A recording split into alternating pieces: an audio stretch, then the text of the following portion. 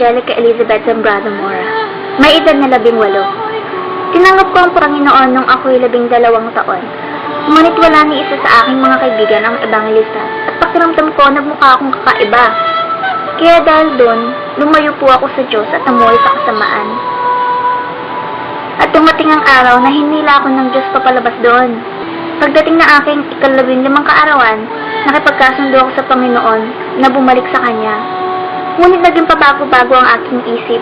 At dahil doon, dumating sa punto na pinagsabihan ako ng aking ama at sinabing, hindi mo kailangan maging ganyan, anak. Hindi mo kailangan maging katulad nila. Hindi magandang tignan at ito'y mali. Ngunit dahil malayo nga ang loob ko sa Panginoon, ang naging sagot ko ay, ito ako at kung paano ko gusto. Walang sino man ang pwedeng magsabi kung ano ako dapat. Kung ano ang dapat kong gawin, o kung paano ako manamit o kumilos. At ang naging sagot ng aking ama ay, ang Diyos na ang bahala sa iyo. Siya ang magpapabago sa iyo. At pagdating ng aking 17 na kaarawan, tuluyan akong bumalik sa Panginoon. Lumapit ako sa Kanya at humingi ng kapatawaran sa lahat ng aking mga nagawang kasalanan. Nagsisi ako at nagbalik loob sa Kanya. Inimbitahan ako sa 15 araw na pag-aayuno. Hiniling ko sa Kanya na baguhin ako. Humingi ako ng senyalis mula sa Panginoon na kung tinatanggap niya ako, na kung narito siya para sa akin, na gusto kong kausapin niya ako at magparamdam sa akin. Pero lumipas ang mga araw na wala siyang paramdam, na walang paramdam galing sa Kanya.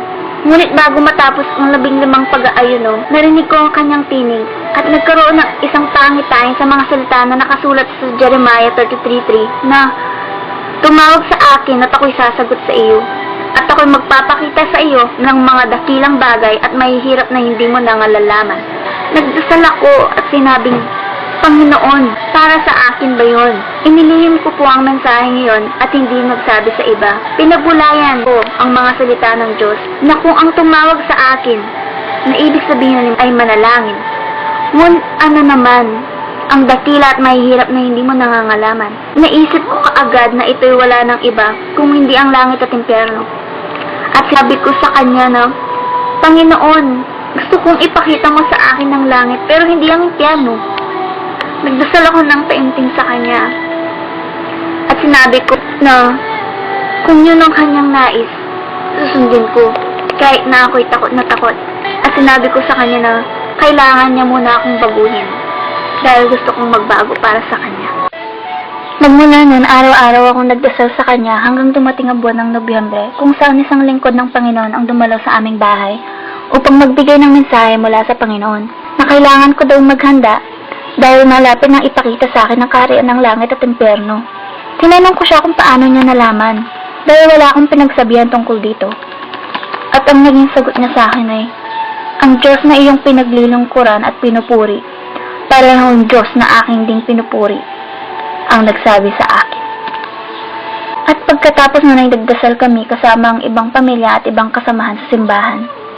At habang nagdadasal, ay biglang lumiwanag at nakita ko ang pagbukas ng langit na may dalawang anghel na pababa.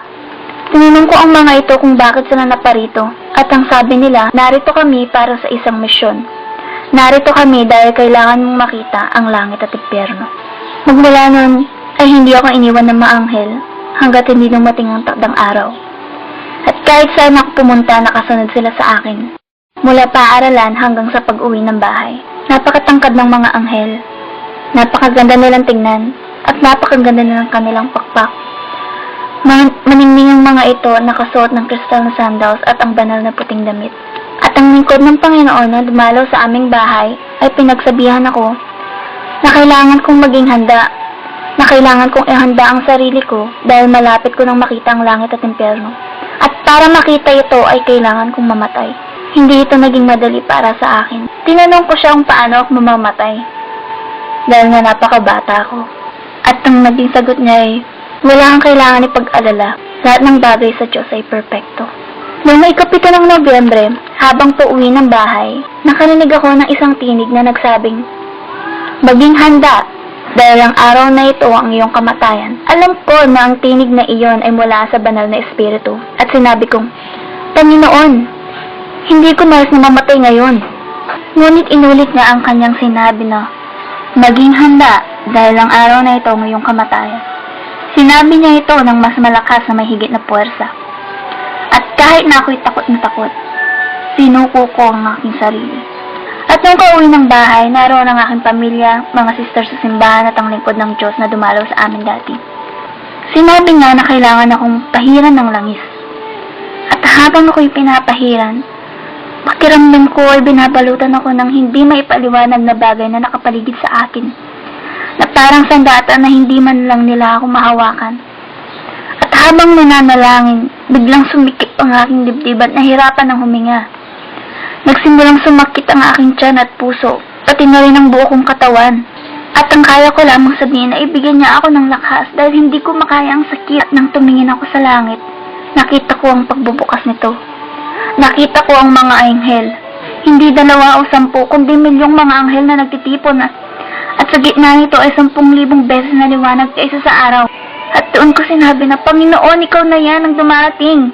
At sa mga oras na iyon, narinig ko ang boses ng Panginoon. Napakagandang tinig na mararamdaman mo yung mga halong pagmamahal. Huwag kang matakot, anak, dahil ako ang Panginoon, ang iyong Diyos. At ako'y dumating dito upang ipakita sa iyo ang aking ipinangako. Pagkatapos na naibungangon ako sa pagkakaluhod at nawala ang takot. At habang ako'y naglalakad, nagsimulang buksan ng mga anghel ang daan, kung saan isang matindi at maningning na liwanag ang tumambad sa akin, kung saan nakaramdam ako ng kapayapaan. Ang masilayan ko ito, nakita ko ang isang maganda, matangkad, matikas at matipunong lalaki. Masyadong maliwanag para masilayan ang kanyang muka, ngunit nakita ko ang kanyang napakagandang buhok na maningning na parang ginto, at napakaputing damit na may gintong pamigkis na sumagi sa kanyang dingdib. At nakalagay, Hari ng mga hari at Panginoon ng mga Panginoon. Tumingin ako sa kanyang mga paa. Suot niya ang makintab na gintong sandalyas. Inabot niya ang kanyang kamay sa akin at nang hinawakan ko ito, alam ko na yun na ang simula ng papakita ng Panginoon sa akin tungo sa langit at impyerno. Biglang umuga ang lupa at bumiyak sa gitna. May isang madilim na lagusan kung saan kami dumaan pababa, at isang kakilakilabo na kadiliman at malaking bilog ang aking nakita. At maririnig ang milyong-milyong boses na sumisigaw. Nakaramdam ako ng init na pakiramdam ko masusunog ang aking balat. At yun na palang nagusan patungo sa impyerno. Pagdating namin sa dulo ng lagusan, iniabot sa akin ng Panginoon ng isang papel at lapis upang isulat ang mga pangyayaring aking makikita at maririnig. At sinabi ko kay Jesus na, Panginoon, susundin ko ang iyong pag-uutos. Ngunit ngayon pa lang ang dami ko nang nakikita, mga kaluluwang pinapahirapan at napakalawak na apoy. Nakita ko ang kakilakilabot na itsura ng mga demonyo. Tumatakbo ang mga ito ng mabilis at may hawak na bagay sa kanilang kamay. Tinanong ko ang Panginoon kung bakit sila tumatakbo at ano yung hawak nila. Yun pala ay dahil nagmamadali ng mga ito, dahil alam nilang malapit nang maubos ang kanilang oras, upang sirain ang sangkatauhan at kanyang mga hinirang. At ang bitbit nilang darts ang paraan ng kanilang pagsira sa mga tao, na bawat isang demonyo ay binigyan ng pangalan upang sirain ang tao at dalhin sa lugar na yon. Layunin nilang dalhin ang mga ito sa impyerno. Nakita ko kung paano tumakbo ang mga demonyo papalabas patungo sa ating mundo. At sinabi ni Jesus, tutungo sila sa lupa upang dalhin at itapon ang sangkatauhan sa lugar na ito. At habang sinasabi ito ay humagulgol ng Panginoon sa iyak na parang gusto ko na rin umiyak. Pagkatapos ay dinala ako ng Panginoon sa isang selda kung saan nakita kong isang binatang nasusunog sa gitna ng apoy. Pansin ko rin na may nakasulat sa noo nito, numero 666 na parang nakatattoo din sa kanyang balat. Ang kanyang katawan ay nabubulok at tinuod habang siya ay nasusunog.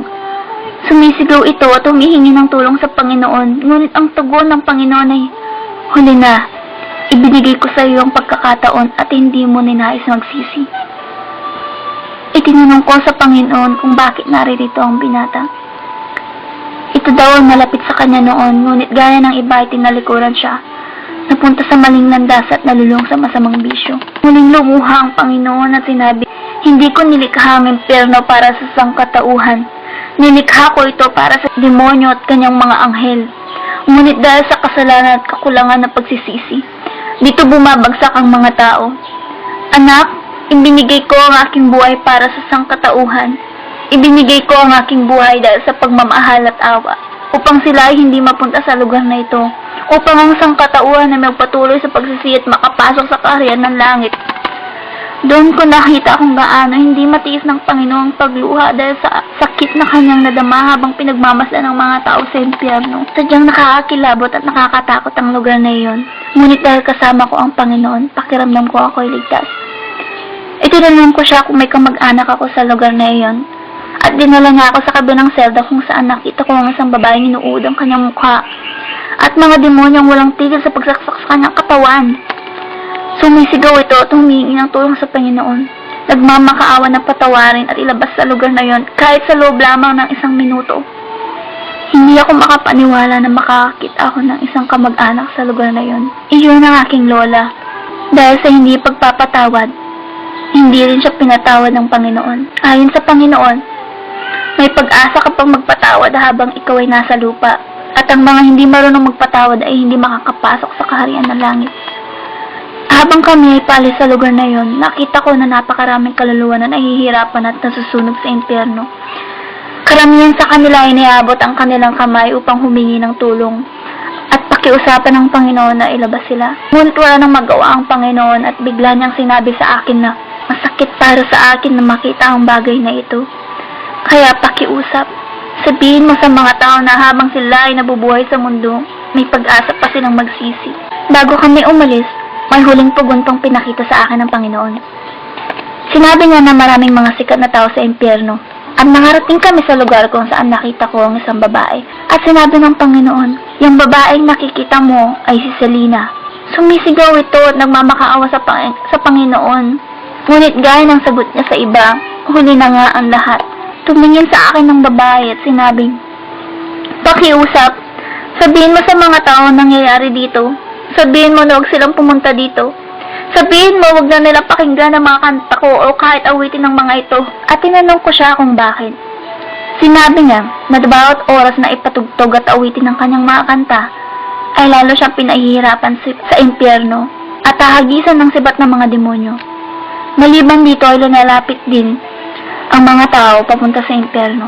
Tinignan ko ang buong lugar at punong-puno ito ng mga artista at singer na namatay na.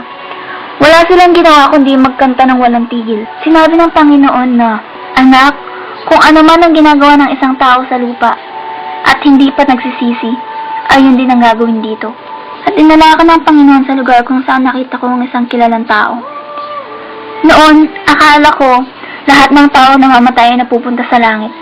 Na lahat ng nagsisimba ay napupunta sa langit. Ngunit mali ako, dahil nakita ko ang isang papang naghihirap sa impyerno. Tinignan ko ang kanyang mukha, at siya ay si Pope John Paul II.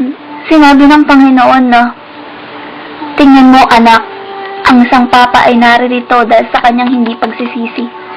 Walang makasalanan, walang taong sumasamba sa anito, walang sakim at sinungaling ang magmamana sa aking kaharian. Oo, marami siyang bagay na nasabi, ngunit kailanman hindi niya sinabi ang totoo. Kahit alam niya ang katotohanan, pinili niya pa rin ang pera kahit siya ay nangangaral sa mga tao. Hindi niya sinabi sa mga tao na totoo ang impyerno at langit, at ngayon siya ay naririto. Pinangmasdan ko ang papa at may nakabalot sa kanyang lalamunan, isang demonyo na nababalutan ng karayom. Pilit niya itong tinatanggal, ngunit patuloy ding bumabalik. Halika anak, sabi ng Panginoon. Ipapakita ko sa iyo ang buhay ng papang ito. Pinakita ng Diyos ang buhay ni John Paul at nakita ko kung paano siya mahalin ng mga tao. Iniidolo siya ng mga tao imbis ng Panginoon. At sinabi ng Panginoon na napakaraming tao na hahatak ng papa na akala nila sila'y maliligtas nito. Ngunit sinabi ng Panginoon na walang sino man ang makakapagligtas sa isang tao kung hindi siya, wala ng iba. Gusto ng Panginoon na tayo lumapit sa Kanya dahil tayo mahalaga para sa Kanya. Tayo ay mahal niya. Pinakita ng Panginoon ang lugar kung saan maraming taong naglalakad papunta sa impyerno. Maraming tao na naglalakad papunta sa lagusan na may kadena sa paa at nakasuot na itim na damit. At habang pinagmamasdan ang mga ito, nakita ko ang dalawa kong pinsan na naglalakad papunta sa lugar na yon. At sinabi kong, Panginoon, papunta dito ang aking pamilya. At sinabi ni Jesus, anak, ang mga taong nakikita mo ay mga taong hindi ako kilala. At ang dala-dala nila ay ang kanilang kasalanan. Sabihin mo sa kanila na pumunta sa akin, na patatawaran ko lahat ng kanilang mga kasalanan, na nakabukas ang aking mga palad para hintayin sila. Sabihin mo na sila ay naglalakad papunta sa lugar na ito, na pinili kita bilang isang bantay na nangangahulugang ikaw ay magsasabi ng katotohanan sa kanila. Sinabi ng Panginoon na maraming tao naglalakad papunta sa lugar na iyon. Mga sikat at mahahalagang tao. Gaya na lamang ng isang tao na pinakita sa akin ng Panginoon. Kilala siya sa buong mundo, ngunit siya ay satanista at hindi ito alam ng marami. Nakipagkasundo siya sa demonyo upang makamit ang kasikatan, ang katanyagan. Ang kanyang galaw kung paano sumayaw, yun ang nakita ko kung paano maglakad ang mga demonyo sa impyerno habang pinahihirapan ng mga tao. Sila ay dumudulas patalikod at hindi paharap. At ganoon din ang pagsayaw ni Michael Jackson. Hindi itong naging madali para sa akin na makita siya sa kalagayan na yun. Ang sabi ng Panginoon, na kung sino man ang nakikinig o kinakanta at humahanga kay Michael Jackson ay isang patibong na demonyo upang ikaw ay mapunta rin sa impyerno. Ngayon kailangan itakwil ito ng mga tao dahil gusto ni Jesus na makawala tayo sa patibong na iyon para tayo hindi mapahamak at mawala. Susunod na nakita ko ay mga taong nakatali ang mga kamay hanggang sa paa. Mga taong naglalakad papunta sa impyerno. Bawat isa ay nakasuot ng puting damit, ngunit ito ay punit-punit, gusot at puno ng mantsa. Nakita ko ang aking mga tiyo at iba pang tao na tumalikod sa Panginoon. At ang sabi ni Jesus, anak, ito ang mga taong kilala ko, ngunit nag-iba ng landas, at mga taong sabay nakasangkot ang namumuhay sa dalawang klase ng magkaibang relasyon. Tingnan mo kung paano sila lumayo sa akin, paano nila ako tinalikuran. Gusto kong sabihin mo sa kanila na darating ako para sa kanila. Darating ako para sa mga banal na tao. Sabihin mo sa kanilang bumalik na sa dating landas. Humayo ka at sabihin mong ako'y naghihintay para sa kanila, na isuko sa akin ang kanilang buhay at ito'y papalitan ko ng kaginhawaan. At muling lumuha ang Panginoon at sinabing, anak, papunta sila sa lugar na ito. Humayo ka at sabihin mo sa iyong mga tiyo, sabihin mo sa lahat ng kamag-anak mo na papunta sila dito. Anak, maraming taong hindi maniniwala sa iyo, tanging ako lamang ang iyong tapat na saksi. At kahit hindi ka nila paniwalaan, sabihin mo sa kanila ang katotohanan at ipapakita ko sa iyo kung paano napupunta ang mga tao dito. At pumunta kami sa isang lagusan kung saan maraming taong nahuhulog sa kailaliman. Hindi 1 o 2,000, kundi parang mga buhangin sa dagat na hindi mabilang. At sinabi ng Panginoon, "Anak, yan ang paraan kung paano masira ang sangkatauhan, kung paano sila mawala. Masakit kung paano ko sila makitang mawala, kung paano mawasak ang kanilang buhay." At dinala ko ng Panginoon sa isang selda. Nakita ko ang mga iba't ibang klase ng demonyo. May lamesa at mga nakapaikot na mga upuan. At sinabi ni Jesus,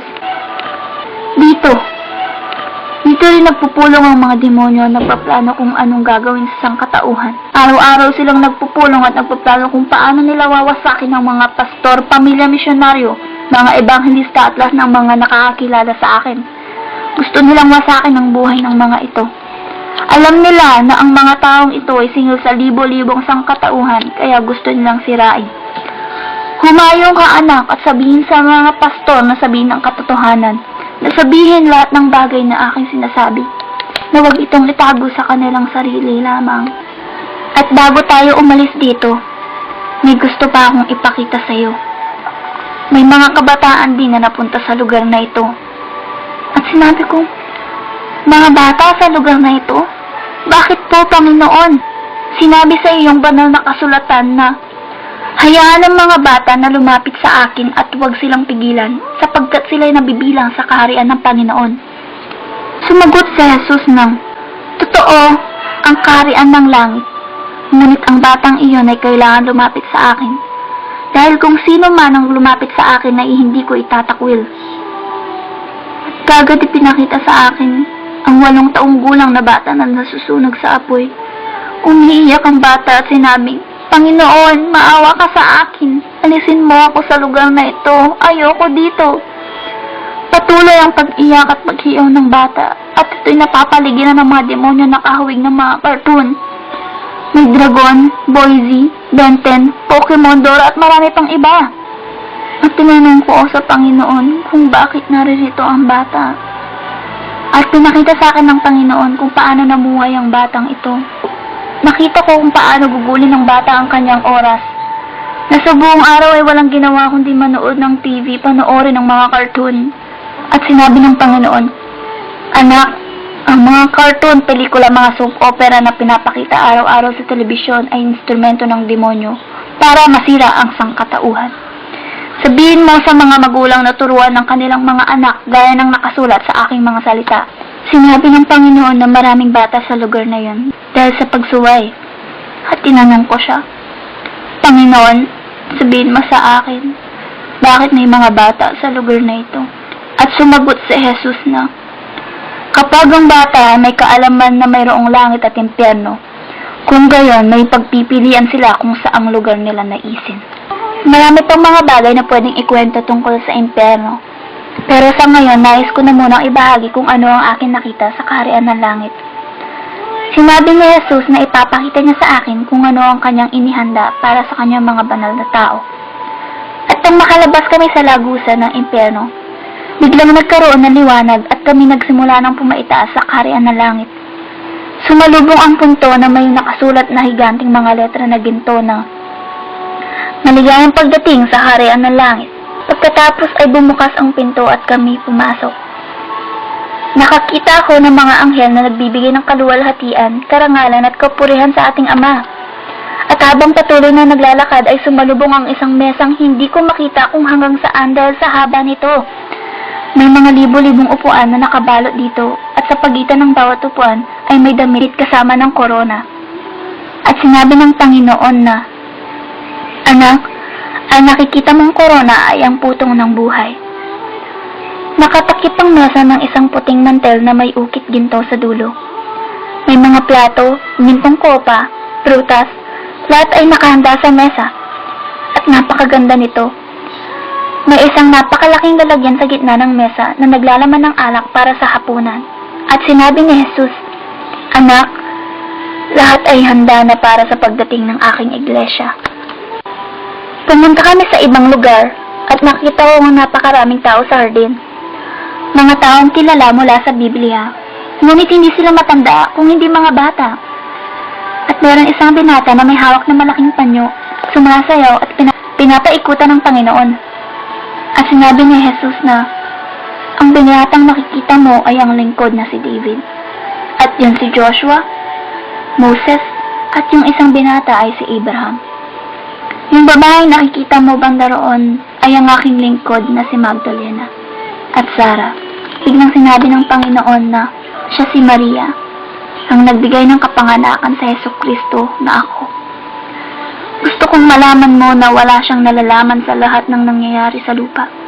Kaya kailangan mong sabihin sa lahat na totoo ang impyerno, na mahal ko sila, na gusto ko silang magsisi para makapasok sa kaharian ng langit. Sabihin mo na walang kinalaman si Maria sa lahat ng nangyayari sa mundo, na ang dapat lang nilang purihin ay wala nang iba kung hindi ako. Dahil hindi si Maria o kung sino mang santo ang makakapagligtas sa kanila. Ako lamang ang makakapagligtas, wala nang iba, wala na. Ang mga tao ay naloko sa paniniwala sa mga santo na hindi naman pala. Na ito ay likha ng mga kamay ng tao na pinapasukan ng demonyo para maloko sa paniniwala. Gusto ng Panginoon kung ano ang makabubuti para sa lahat. Gusto niya makapasok lahat sa kanyang kaharian na magsisi at umalis sa pagsamba sa mga Diyos. Si Jesus ng Nazareth lamang ang makakapagligtas, ang nagbigay ng buhay niya para sa lahat.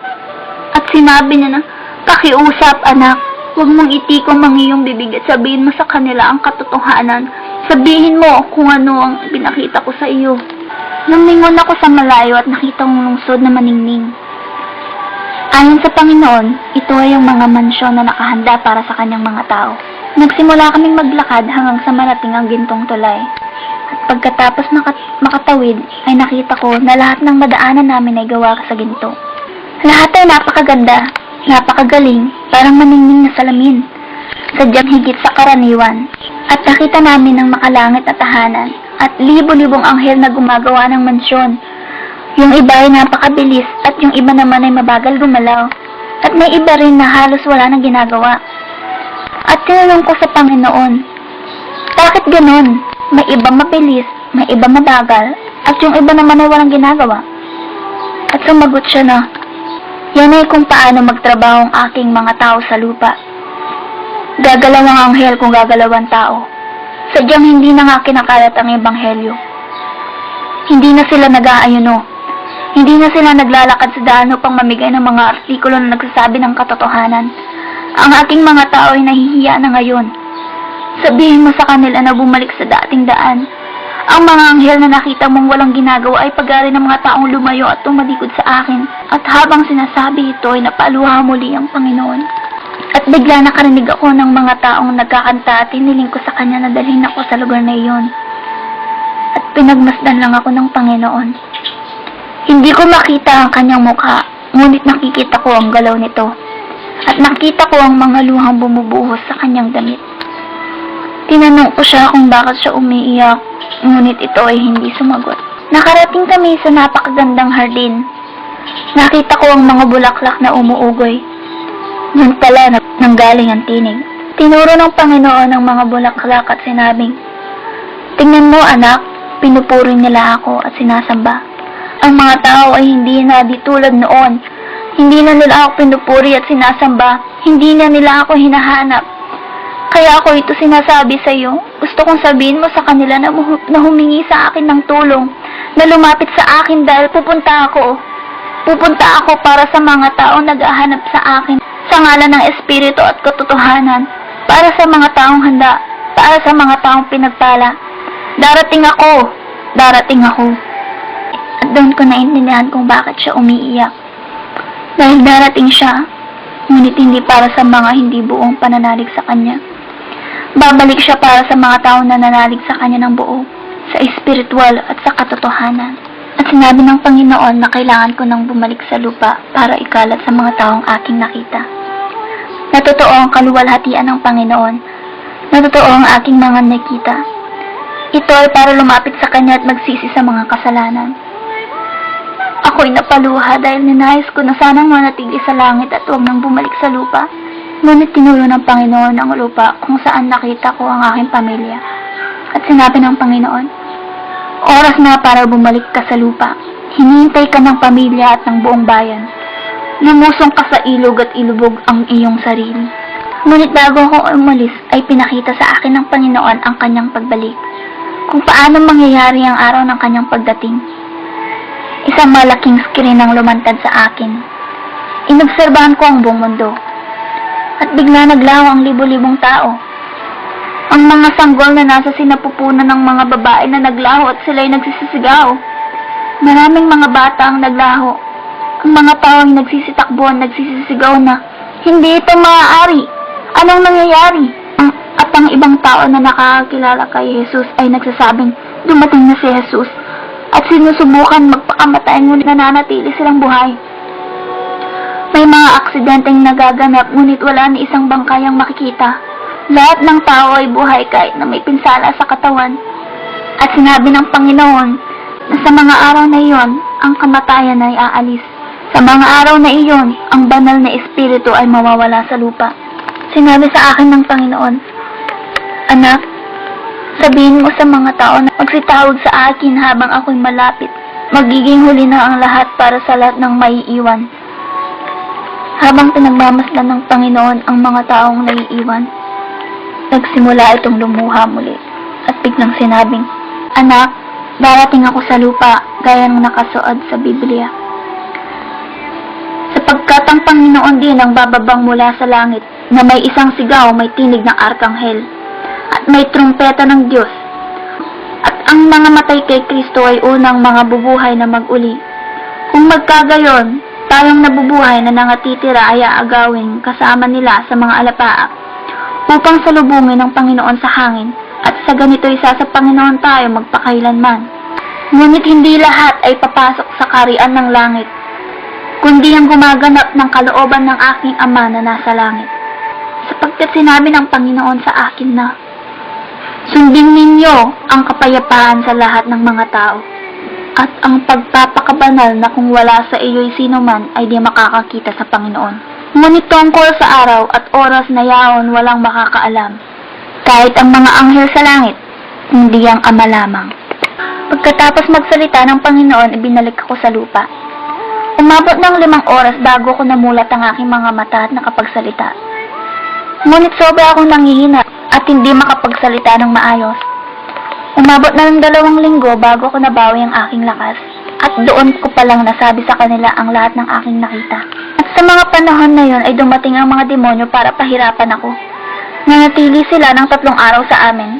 Gusto nilang makipagkasundo sa akin na itikom ang aking bibig, na wala akong dapat ipagsabi sa lahat ng aking nakita sa impyerno dahil kung hindi ay papatayin nila ako. Inalabanan ko ang mga ito ngunit wala akong sapat na lakas. Sinusubukan ko silang labanan muli at biglang nagkaroon ng liwanag. Yun ang Panginoon, at doon ay naglaho ng mga ito. Ang patotoong ito ay hindi kasinungalingan, hindi biro, hindi kwento o panaginip. Totoo ang impyerno sa lahat ng mga hindi naniniwala. Gusto kong ipaalam sa inyo na totoo ito. Ngayon ang araw ng kaligtasan. Ngayon ang araw na dapat imbitahin ng Panginoon, ang tagapagligtas sa inyong buhay. Ito ay simple ngunit mahalagang sabihin sa Kanya. Tinatanggap kita, Jesus. Ikaw ang aking tagapagligtas. Ibinibigay ko ng buo ang aking buhay at kaluluwa sa iyo. Gusto kitang makasama ng walang hanggan. Piliin mo ang iyong kapalaran, buhay o kamatayan, langit o impyerno, si Jesus o ang diablo. Ito ay malinaw kung ikaw ba ay nabibilang kay Jesus o sa demonyo. Kahit na ang ginagawa mo ay mabuti o masama, ikaw ang pipili ng tadhana, buhay na walang hanggan o dagat ng apoy. Isipin niyo itong mabuti. Kailangan niyo ng magdesisyon ngayon. Namatay si Jesus para sa atin, para sa ating kasalanan. Binigyan niya tayo ng pagkakataon para mailigtas dahil sa kanyang awa. Tanggapin niyo siya bilang iyong tagapagligtas. At ngayong narinig niyo ang patotoo na ito, huwag niyong hayaan na pagsisihan niyo ito habang buhay sa impyerno. Amen.